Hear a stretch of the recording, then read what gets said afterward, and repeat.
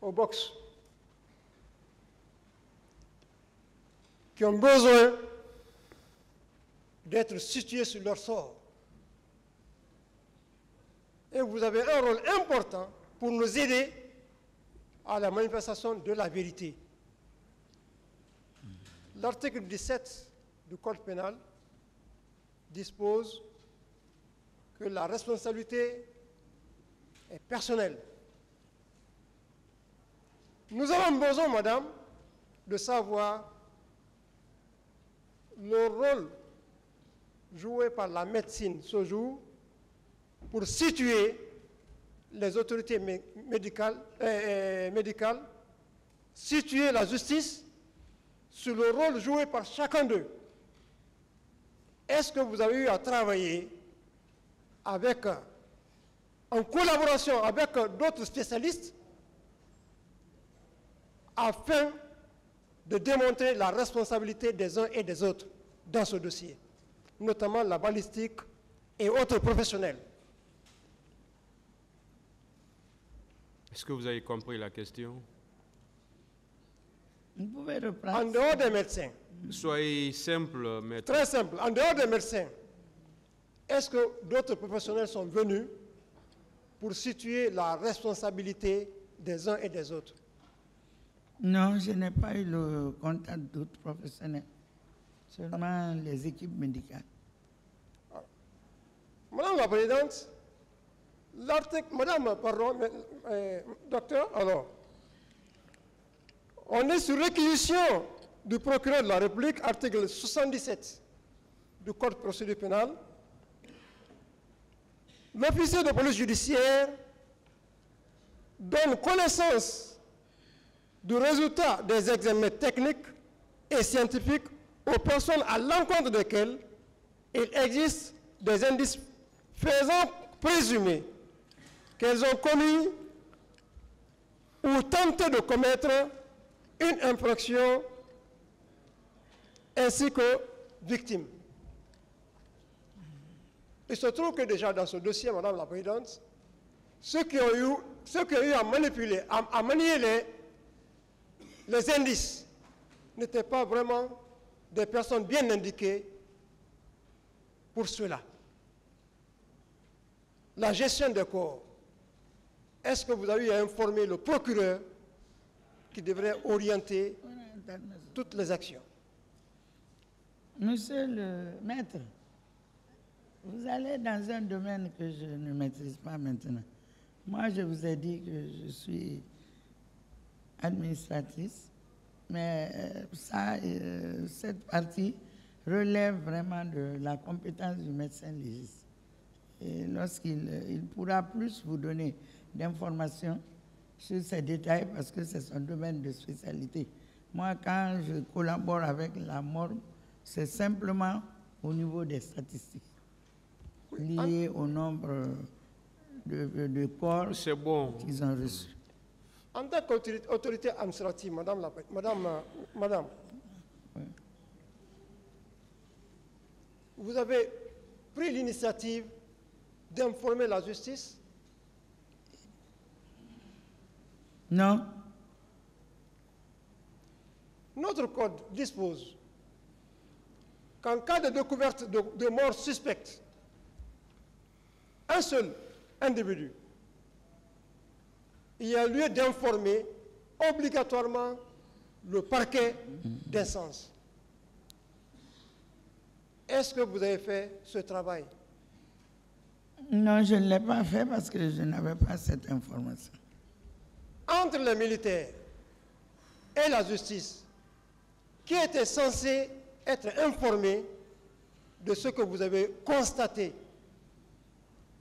vu le nombre de morts ce jour-là, nombre de blessés ce jour-là, dans des circonstances aussi telles que vous le savez? Je n'ai informé aucun militaire. J'ai informé mon supérieur hiérarchique, ma tutelle, le ministre de la Santé. Mais je n'ai pas informé de militaires. Donc, le problème aujourd'hui, c'est que la justice ne s'était pas mêlée à temps, vu que la justice n'était pas informée. Voilà la situation dans laquelle on se trouve aujourd'hui. On ne sait pas qui a fait quoi, qui est victime de quoi. La médecine, l'hôpital devait vraiment orienter les choses. L'hôpital n'a pas fait ce travail. Ni le médecin légiste, ni vous en tant que l'administratrice de l'hôpital. Aujourd'hui, on est dans le flou. Quelle est la question? La question, c'est que, est-ce que ce n'est pas des ratés au niveau de l'hôpital d'Onka? Si j'avais l'information à l'époque, mais je n'avais pas l'information que c'est la direction, il n'a pas été mentionné dans mes attributions que je devais jouer un tel rôle. Madame, toute personne, tout citoyen ayant connaissance d'un crime a l'obligation d'informer le procureur. Et vous, national que vous êtes, vous n'avez pas informé le procureur, le médecin légiste n'a pas informé le procureur, le ministère n'a pas informé le procureur. Pour quelle intention, pour quelle raison? Moi, je me suis focalisé, comme je vous l'ai dit, sur ma mission. Ma mission, c'était de soigner les malades, soulager la souffrance des victimes et sauver des vies humaines. Donc, je me suis focalisé sur ces missions. Et les missions de l'hôpital, ce sont les missions de soins, de formation, de recherche et d'innovation. Donc, nous n'avons pas ces attributions. Ce code prévoit votre travail. Ce code, il prévoit votre travail, le médecin. Vous devrez collaborer avec la justice. Vous avez l'information sur les cas de mort suspects. Aujourd'hui, on n'est pas situé par rapport au rôle que chacun a joué. La question? J'en ai terminé, madame. Moi, je n'ai pas été associé. Vous n'avez pas une idée? Mais je ne sais pas. Je n'ai pas été associé. Je n'ai jamais été appelé à la scène de crime. Normalement, la scène de crime, c'est le procureur, les membres du parquet, les officiers de police judiciaire, les médecins légistes, les experts en criminalistique. C'est nous tous. Mais moi, je n'ai pas été associé. Vous n'avez pas été associé? Non. Vous avez agi à un moment donné, suivant deux casquettes. En tant que médecin, Dr Hassanba, et vous avez agi dans une commission. Tout à fait. Est-ce qu'il a été question une seule fois d'aller voir au niveau des fosses communes? Écoutez, moi, je n'ai pas connaissance de fosses communes. Je vous ai dit que j'ai été membre de la commission d'enquête parce que j'ai représenté l'ordre des médecins. Et dans cette commission, il n'y avait pas que des médecins, il y avait des magistrats, il y avait des avocats, il y avait des représentants des organisations de la société civile.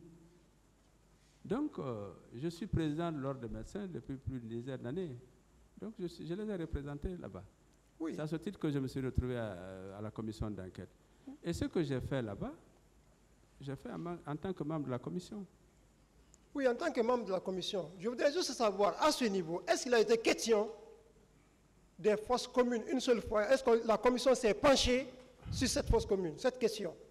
Cette question n'a pas été évoquée. Et même si elle a été évoquée, ce n'est pas au cours d'une réunion de la commission. Parce que dans la commission, on avait des sections. C'est-à-dire, moi je m'occupais avec mon collègue de la santé de tout ce qui est médical. Il y avait ceux qui s'occupaient de la justice, ceux qui s'occupaient des enquêtes, etc., etc. Mais on n'en a jamais parlé. Voilà, on n'en a jamais parlé en commission. L'avant-dernière question. Est-ce qu'on a essayé de relier les balles à un auteur donné? À un auteur donné. Écoutez, est-ce que vous savez que avec les douilles qu'on a pu récupérer, on peut déterminer l'arme qui a tiré. Oui. Oui. Et si avec cette douille, on détermine l'arme qui a tiré, on peut raisonnablement identifier le détenteur de cette arme. Je pense que dans les cas militaires, lorsqu'on affecte une arme à une personne, elle est enregistrée au service armurerie. Et lorsqu'il est enregistré au service armurerie, on connaît telle arme a été affectée à telle. Et lorsque, à partir de la douille, donc le numéro de la douille, on retrouve l'arme qui a tiré, naturellement, on peut retrouver le détenteur de cette arme, même si ce n'est pas lui qui l'a utilisée, mais à qui cette arme a été affectée. Ça, c'est bien possible. Mais je crois que dans ce cas, en tout cas, les douilles qui ont été... Je vous ai dit, j'ai eu 3 orifices de sortie. Et je crois que j'ai 2 ou 3 douilles. Bon, si j'avais fait l'autopsie, par exemple, j'aurais pu retrouver les douilles à l'intérieur des corps. Et si tel le cas, théoriquement, c'est bien possible. C'est bien possible. L'autorité ne l'ayant pas fait. L'autorité ne l'ayant pas fait. Qu'en pensez-vous? Bon, moi, je vous ai dit, en fait, tout ce que, ce que la scène de crime nous aurait permis de faire et de faire avancer le dossier. C'est-à-dire que les douilles qu'on aurait pu retrouver sur la scène de crime, vous avez parfaitement raison, on aurait pu les exploiter pour retrouver l'arme qui a tiré et puis éventuellement le tireur. Ça, c'est une insuffisance au niveau des enquêtes. Bon, moi, je ne sais pas. OK. En tant que médecin légiste, avez-vous été satisfait vraiment du travail de médecine dans ce travail du 28 septembre? Un dossier aussi important que celui du 28 septembre. Bon, moi, je suis satisfait de la tenue du procès. Je suis satisfait aussi du fait qu'on m'ait sollicité pour venir apporter mon témoignage. Pour moi, c'est une avancée. Oui, mais le travail de médecine légale dans les enquêtes du 28 septembre. Le travail de médecine légale, c'est le même. Depuis 1993, je suis rentré, je fais la médecine légale. Sans autopsie, rien, oui. Absolument. Non, mais maître, je vous dis, il y a beaucoup de corps ici que je fais pas d'autopsie, c'est parti. Il y a beaucoup de corps où je fais l'autopsie où le rapport ça ne sert à rien. Donc ça, c'est notre débat. On veut indexer les uns et les autres pour dire que c'est des auteurs. Mais scientifiquement, techniquement, on n'est pas allé au bout des choses pour vérifier et confondre les gens. Bon, moi, je ne réponds pas à la question. Merci, Monsieur le Président, j'en ai terminé.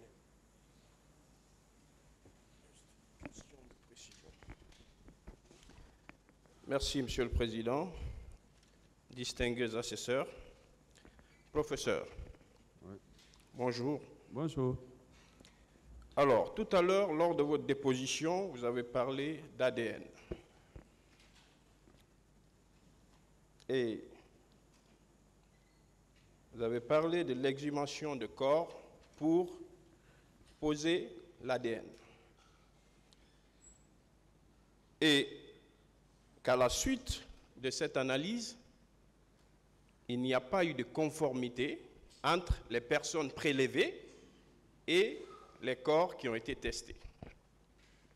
Alors, je voudrais savoir, est-ce que cela est dû au fait qu'il y a eu un manque de volonté de la part des personnes qui se revendiquaient proches de ces victimes, ou bien c'est parce qu'il y a eu un manque de communication à l'adresse de ces personnes? Bon, à mon avis, ni l'un ni l'autre. Vous savez,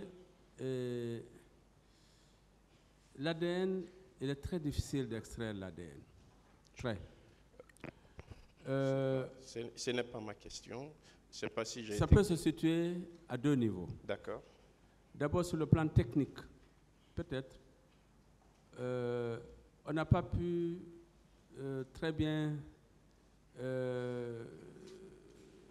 respecter toutes les procédures, le temps d'assèchement des eaux, la technique de prélèvement. Ça peut être un prélèvement qui n'a pas été suffisamment complet. Ça, c'est un peu. Deuxième possibilité, c'est qu'on ne retrouve pas l'ADN. On ne retrouve pas l'ADN parce que tout simplement, parce que vous savez même les techniques d'identification et de séquençage de l'ADN ont évolué. Il faut dire que ça c'est depuis 2009. Actuellement vous reprenez l'ADN dans les mêmes conditions, c'est certain que si le premier examen est négatif, ils vont utiliser d'autres méthodes de séquençage pour encore aller plus loin. Donc moi je pense que ce n'est pas au niveau des personnes qui sont soumises aux examens, ce n'est pas aussi un manque de volonté, parce que je voyais que tout le monde, chacun veut retrouver son parent, ça c'est indiscutable. Mais la science, en fait, ce n'est pas une science exacte. Ce n'est pas parce qu'on a prélevé et puis tout de suite qu'on va retrouver l'ADN. On peut rechercher et ne pas trouver. Donc, je pense que bon, ça a été comme ça, c'est comme ça, on n'a pas trouvé. Donc, si j'ai bien saisi, ça veut dire que le protocole n'a pas été observé à la lettre. Ce n'est pas le protocole. Écoutez, lorsqu'on vous dit de faire une exhumation, ce n'est pas vous qui allez descendre. Vous faites descendre les gens à la fosse. Ils vont prélever le fémur. Ils vont prélever le bassin. Il y a des techniques de prélèvement que vous leur donnez. Ils vont le faire. Je suppose, pour moi, c'est bien fait. Donc, ils reviennent. On a des techniques au niveau du service que le laboratoire nous impose pour la préparation des échantillons avant de les emballer et les expédier. Donc, on a respecté toute cette procédure. Mais nous sommes allés dans un premier temps, comme je dis, dans un premier labo. Ce n'était pas le bon labo, ils ne pouvaient pas le faire. Il fallait encore retourner avec les échantillons. Donc, il y a eu beaucoup de manipulations. Et puis, avant de les envoyer dans ce laboratoire. Donc, moi, j'essaie de voir quelles sont les possibilités d'erreur qu'ils peuvent avoir dans ce cas. Ça, c'est possible. Je mets d'abord à ce niveau. Deuxièmement, ils ont fait les examens. Et ils n'ont pas trouvé. Ils ont peut-être recherché l'ADN nucléaire et négatif. Ils n'ont pas peut-être eu tous les éléments pour faire l'ADN mitochondrial ou bien le chromosome Y pour rechercher à travers d'autres techniques à l'époque qui n'existaient pas, qui existent aujourd'hui, qui sont avancées. On n'a pas pu le faire et ils m'ont dit c'est négatif. Pour moi, je me résume à ça, c'est négatif. Donc de là, je pense aussi, lorsqu'on a prélevé, ce n'est pas les 27 corps qui ont été prélevés. Peut-être que dans les corps qui ont été prélevés, il n'y avait pas un représentant de la famille parmi ces corps et les autres. D'accord? Donc il y a beaucoup d'éléments qui expliquent un peu c'est négatif. Parce que ce qu'on a voulu faire, c'est de dire, est-ce qu'en prélevant un échantillon et en comparant avec certaines personnes qui ont accepté de donner leur sang et puis les cheveux et les ongles, on peut extraire l'ADN et faire une corrélation génétique. C'est ce qu'on a essayé. Mais dans l'échantillon prélevé, dans les deux cas, on n'a pas trouvé. Donc là, il ne faut pas trouver un problème à ça. D'accord, c'est compris. Alors, professeur, oui. Est-ce qu'à date, vous êtes à même de dire au tribunal combien de personnes avaient été prélevées? Je pense que j'avais prélevé pas beaucoup. Hein. Hormis Maître Ba. Oui, mais Maître Ba, je crois qu'il y avait 5 maximum. Pour 27 inhumés. Ben, je vous ai dit, on n'a pas prélevé les 27. On a prélevé quelques échantillons, peut-être de 3 à 5, pour essayer de voir la corrélation. Est-ce qu'aujourd'hui, vous êtes capable d'indiquer avec exactitude l'endroit où ces personnes avaient été inhumées au sein du cimetière Cameroun? Avec l'aide de la Croix-Rouge. Je vous ai dit, ce n'est pas moi qui les ai inhumés, c'est la Croix-Rouge. Mais la Croix-Rouge pourra le faire.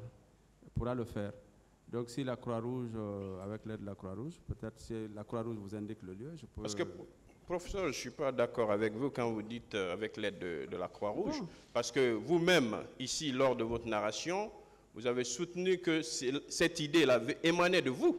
C'est vous qui avez sollicité l'exhumation des corps pour des fins d'ADN.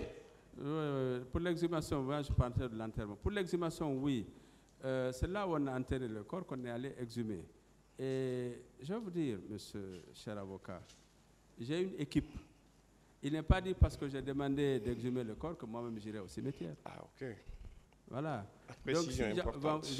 J'envoie mon équipe qui est composée de médecins et de personnes qui travaillent dans les morgues et ils font le prélèvement, ils connaissent la technique, ils m'envoient les corps.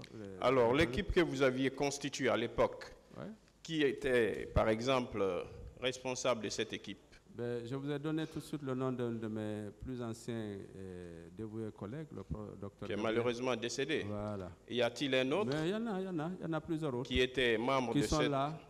Vous pouvez citer un des éléments de cette commission? Je vais pas citer. Si vous avez besoin d'eux, je vous les mettrai à votre disposition. Est-ce qu'à la suite de leurs travaux, ils vous ont déposé un rapport comme cela se doit? Ce n'est pas un rapport qu'on m'envoie. Je les envoie, ils exécutent, ils viennent, ils me font le compte rendu.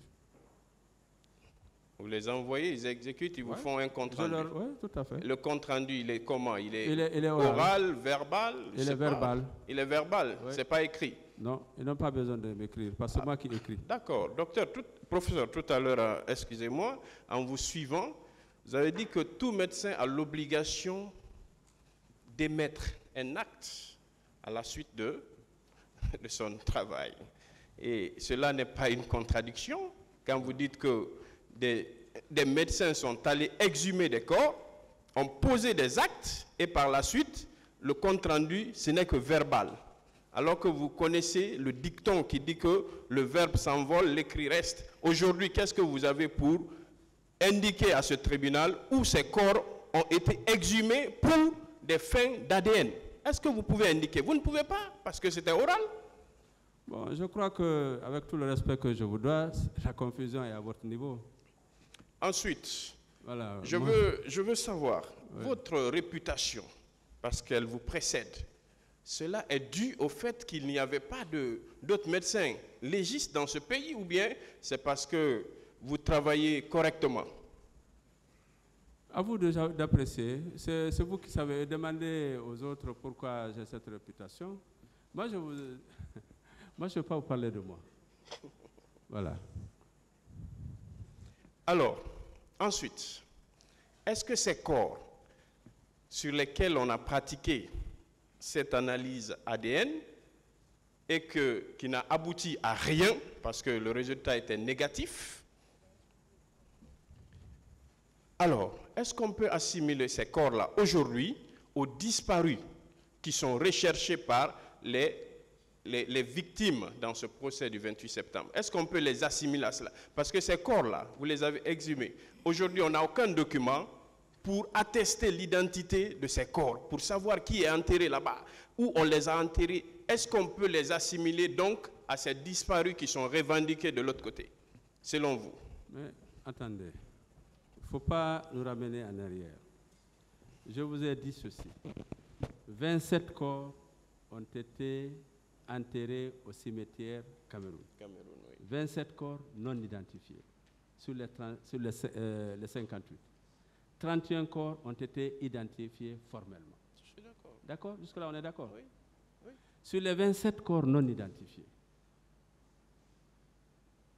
lorsque j'ai siégé au niveau de la Commission nationale d'enquête, connaissant qu'il y a des corps non identifiés qui ont été enterrés, et de l'autre côté qu'il y a des parents qui sont à la recherche de leurs corps, j'ai demandé à ce qu'on puisse faire des prélèvements ADN, faire une corrélation entre l'ADN de ces corps inhumés à Cameroun et l'ADN des personnes qui sont soumises au prélèvement. C'est ce qui fut fait. Et malheureusement, ce n'est pas 27 corps qui ont été prélevés pour des fins d'ADN. Vous imaginez 27 à transporter? On a essayé de prélever un échantillon, pensant que sur cet échantillon, avec un autre échantillon de personnes qui ont perdu leurs proches, on allait faire un croisement et retrouver leur ADN. Mais on ne l'a pas retrouvé. Monsieur Ba, Donc, professeur, s'il vous plaît. oui, hein, oui, merci, monsieur le président. Monsieur Ba, Oui. on veut comprendre. Hein. Vous savez, le tribunal même vous a posé beaucoup de questions sur cette Oui. partie.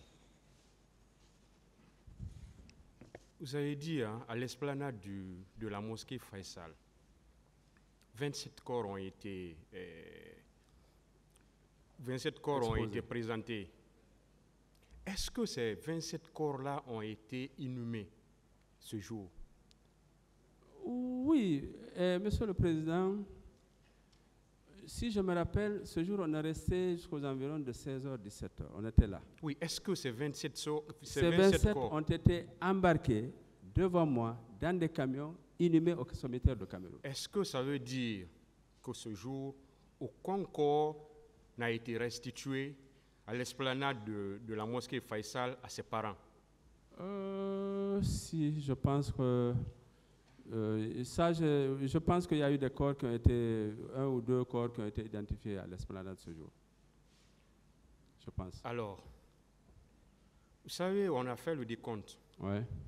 Vous avez dit qu'il y a eu 58 corps. 58 corps. Vous-même, à votre niveau, vous avez restitué 31 corps. 31 corps. Il est resté 28 corps. C'est 27 corps. 27 corps. Ouais. Ces 27 corps, vous dites que ces 27 corps ont été inhumés Exposés. ce jour. Ouais. Exposés et après inhumés. Oui, le reste. Et quand vous nous dites encore qu'il y a 1 ou 2 corps qui ont été restitués au niveau de l'esplanade, Non, oui, peut-être voilà la confusion. C'est que les 27 corps non identifiés ont été exposés. Parmi les 27 corps non identifiés, je confirme qu'il y a eu peut-être 2 qui ont été identifiés ce jour. Je ne sais pas. Mais en tout cas, il y en a eu au moins 2. Maintenant, c'est le reste là qui a été inhumé. vous savez, quand vous faites des variations, le tribunal sera dans l'obligation de noter ces variations parce que nous, Ben oui, nous, oui, retenons, oui. nous retenons tout ce que vous êtes en train Oui. de dire ici. Vous savez, le président, c'est que le temps aussi. Hein, Parce que je vois que vous êtes en train de dire à Maître c'est- Chérif que les 27 corps ont été inhumés ce jour. Ça veut dire que ces 27 corps n'ont pas été identifiés et ils ont été inhumés ce jour. Oui, Et bon. pendant ce temps, vous êtes en train de dire au tribunal qu'il y a Ok. eu 1 ou 2 corps Oui. qui avaient encore été restitués au niveau de l'esplanade. Qu'est-ce qu'on doit prendre? Oui, Monsieur le Président, encore une fois, 2009-2024, ça fait beaucoup. Qu'est-ce qu'on doit prendre? Comprenez? Et aujourd'hui, je suis en train de voir, parce que lorsqu'on a exposé les corps, je me rappelle que les corps beaucoup étaient décomposés, mais je me rappelle effectivement que... Il a dit c'est décomposé. décomposé. Allez-y. S'il vous plaît, je n'interrompez dis pas, certains- n'interrompez pas le témoin. Voilà, certains corps, pas tous les corps. Allez-y. Donc, je confirme effectivement qu'il y a eu maximum 2 corps qui ont été identifiés et puis envoyés par les parents à partir de l'exposition des corps. Parce que je me rappelle encore Alors, que si on prend 2, ça veut peut-être dire que 25 25 alors, quoi, ouais. 25 ont été inhumés. 25 inhumés. Bon, notez, le greffe, 25 notez cette inhumés. variation. Continuez, maître. Merci, Monsieur le Président. Professeur, Oui. une fois encore, sur les 25, puisque ce n'est plus 27, mais 25 ont été inhumés, et sur les 25, combien ont été exhumés pour l'ADN? Avec précision. Sur les 25, je vous ai dit que j'ai exhumé, ce n'est pas tous les corps qu'on exhume. Dans la fosse, on récupère les membres. On a exhumé 3 fémurs d'un corps, 3 fémurs, donc ça fait 3 corps. Et puis on a exhumé aussi 2 bassins. Donc après, on a exhumé 5 corps. Vous avez exhumé 5 corps. 5 corps. Alors, est-ce que le fait d'avoir fait ce travail à mi-chemin, c'est-à-dire sur 25, alors qu'il y a des personnes non identifiées qui ont été, disons, inhumées, ils sont non identifiés. Pourquoi vous n'aviez pas pris soin d'exhumer la totalité de ces personnes pour au moins les comparer avec les 5 personnes, l'ADN des 5 personnes qui ont accepté de venir pour ce travail, cette analyse? Oui, écoutez, pour 2 raisons. La première, c'est que je ne peux pas exhumer 27 corps et les embarquer pour envoyer pour l'exhumation. Ça, c'est un. Deuxièmement, encore une fois, On a voulu dans un premier temps faire un test de probabilité. Est-ce que dans ces corps, les prélèvements qu'on va faire ici, vous pouvez me faire la même question pour demander pourquoi je n'ai pas prélevé toutes les personnes ayant déclaré la perte d'un parent. Donc, j'ai prélevé, j'ai pris un échantillon. J'ai comparé avec l'échantillon des victimes que j'ai envoyé. Mais je n'ai pas trouvé. À supposer, par exemple, que je trouve que, il y a un cas positif chez qui on a trouvé. Qu'est-ce que j'allais faire? Je vais dire au président du tribunal, je vais leur dire, bon, écoutez, il y a une forte probabilité que parmi les corps qui se trouvent dans cette fosse, qu'il y ait quand même des personnes qui ont leurs parents, qui ont perdu leurs parents qui se trouvent là. Qu'est-ce qu'ils vont me dire? Faites une exhumation totale et prenez tous les corps. Voilà. Mais si le fait d'avoir essayé cette probabilité, c'est un problème, moi je me... Peut-être... Pourquoi... C'est ce que je vous dis. Pourquoi je n'ai pas prélevé? Vous auriez pu me dire, il y a combien de personnes qui réclament avoir perdu leurs parents? Alors, prélevez toutes ces personnes-là. Alors, pourquoi spécifiquement? Donc, on a essayé, on n'a pas trouvé. Sur 5 personnes. On a essayé sur 5 personnes, on n'a pas trouvé. Voilà. Donc, et ça, ce n'était pas une mission médico-légale. C'était une mission, s'il vous plaît, c'était une mission de la commission d'enquête. Pourquoi la commission n'a pas exigé à ce que vous continuiez sur les 20 autres corps? Ben, elle n'a pas exigé. Pourquoi?